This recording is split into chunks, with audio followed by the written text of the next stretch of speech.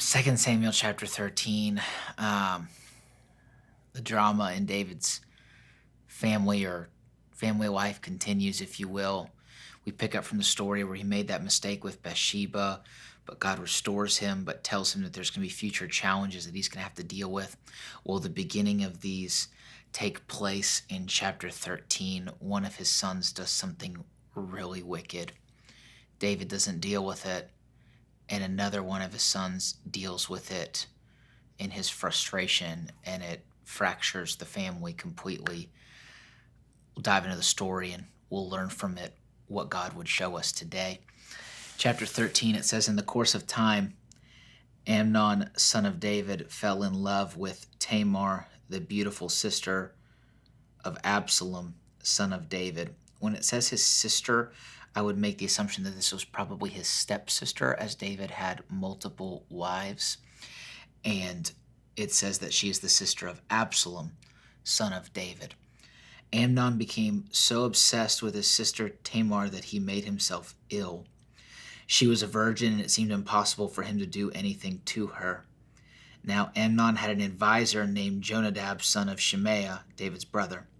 Jonadab was a very shrewd man. He asked Amnon, "Why do you, the king's son, look so haggard morning after morning? Won't you tell me?"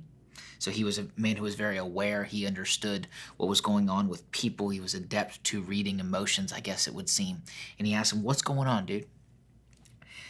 Amnon said to him, "I'm in love with Tamar, my brother Absalom's sister."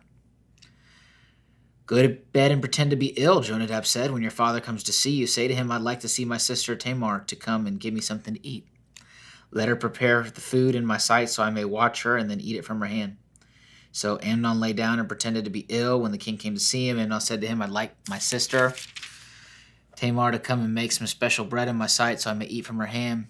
David sent word to Tamar at the palace, "Go to the house of your brother Amnon and prepare some food for him." So Tamar went to the house of her brother Amnon who was lying down. She took some dough, kneaded it, made the bread in his sight, and baked it. Then she took the pan and served him the bread, but he refused to eat.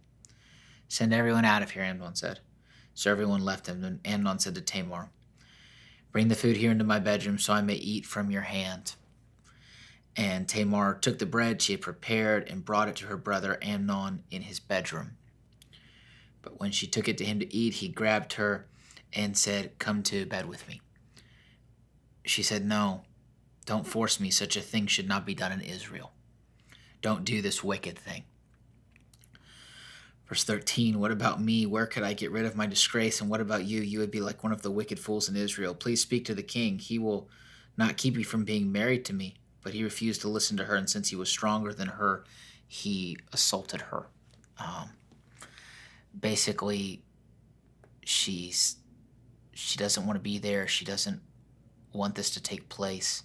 She tells Amnon what he's doing is wicked, what he's doing is wrong, and Amnon doesn't care. He does it anyways. What he does is a wicked thing in the sight of the Lord, an evil thing.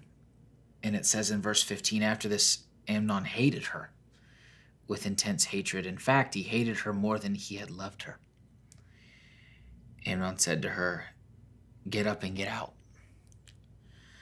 "No," she said to him, "sending me away would be a greater wrong than what you've already done to me." But he refused to listen to her. So Amnon has done something wicked, and there's some different cultural customs to understand of why she's saying what she's saying. Like, she was his half-sister.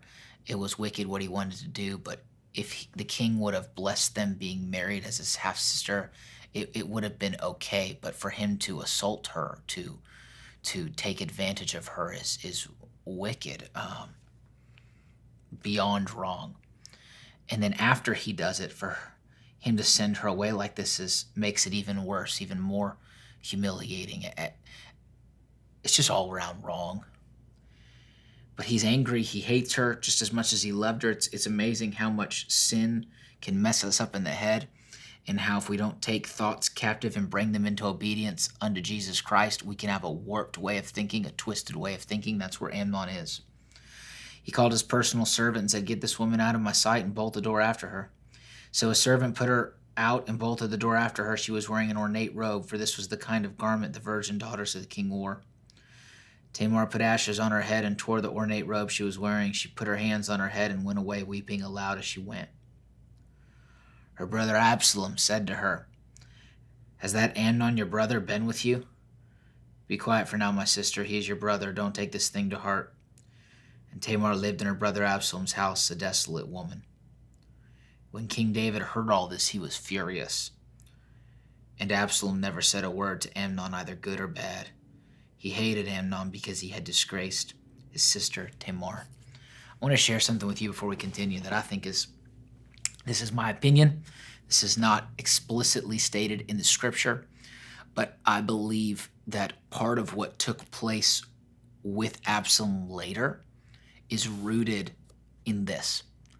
And that's why I think that God actually shares this story in the Bible. Because it says that when King David heard about all this, he was furious, but he didn't do anything. He was angry. It bothered him, but he didn't bring about justice. He was the king. He was the ruler of Israel. What Amnon had done was wicked before the Lord, was wicked before Israel, was just wicked. And David was mad about it, but he didn't do anything about it. And because of that, a root of bitterness creeped into Absalom's heart. And it says that he didn't say anything, but we see later in this chapter that he begins to plot how he's going to kill Amnon. And then we'll see later how he begins to plot how he's going to take the kingdom from his dad. I say this to parents and leaders, especially parents.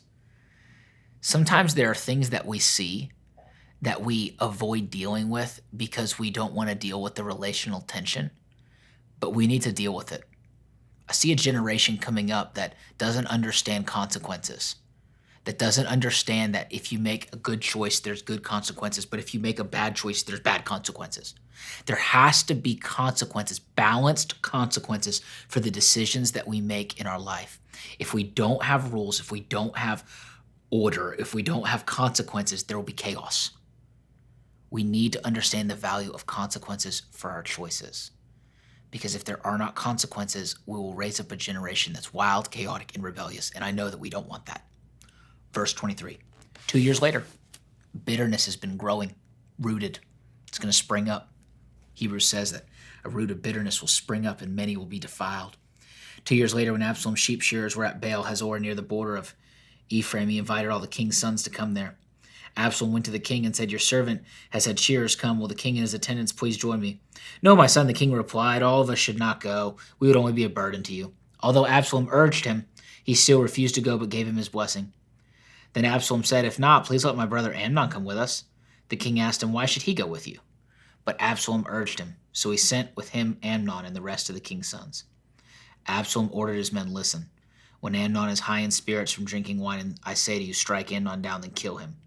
Don't be afraid. Haven't I given you this order? Be strong and brave." So Absalom's men did to Amnon what Absalom had ordered. Then all the king's sons got up, mounted their mules, and fled. Basically, he had a feast. Everyone was eating and drinking, and he looks at his servants and he says, "Kill Amnon." And right in front of all of his other brothers, they slaughtered Amnon. All of his other brothers are terrified. They run to their horses and they run back home to daddy. While they were on their way, the report came to David, "Absalom has struck down all the king's sons. Not one of them is left." So a false report comes to David. The king stood up, tore his clothes, and lay down on the ground, and all his attendants stood by with their clothes torn. But Jonadab, son of Shemaiah, David's brother, said, "My lord should not think they killed all the princes. Only Amnon is dead. This has been Absalom's express intention ever since the day Amnon raped his sister Tamar. My lord the king should not be concerned about the report that all the king's sons are dead. Only Amnon is dead." Meanwhile, Absalom had fled. He ran away. Now the man standing watch looked up and saw many people on the road west of him coming down the side of the hill. The watchman went and told the king, "I see men in the direction of Horonaim, I think, on the side of the hill." Jonadab said to the king, "See, the king's sons have come. It has happened just as your servant said." As he finished speaking, this king's son came in wailing loudly. The king too and all his attendants wept bitterly. Absalom fled and went to Talmai, son of Ammuhud, the king of Geshur. But King David mourned many days for his son. After Absalom fled and went to Geshur, he stayed there 3 years. And King David longed to go to Absalom, for he was consoled concerning Amnon's death. Again, didn't do anything. Killed Amnon in front of all of his other sons. He was bothered, but he didn't do anything. one of the big challenges in David's parenting is that he would be bothered, but he wouldn't do anything. And as parents, and I really feel led by the Lord to emphasize this, as parents, there's going to be things that our kids are going to do that are going to bother us. I have young kids. My daughter's 22 months and my son's like 2 months old.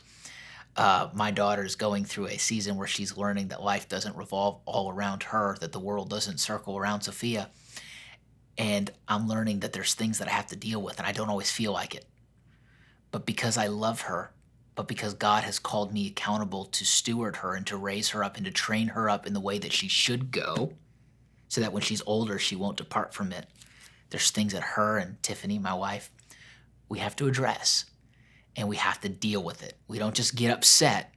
We have to deal with it, and we have to correct her in a loving way, to teach her consequences. It's not that we discipline her out of our frustration. We discipline her out of our love and our care for her future because we want to preserve her.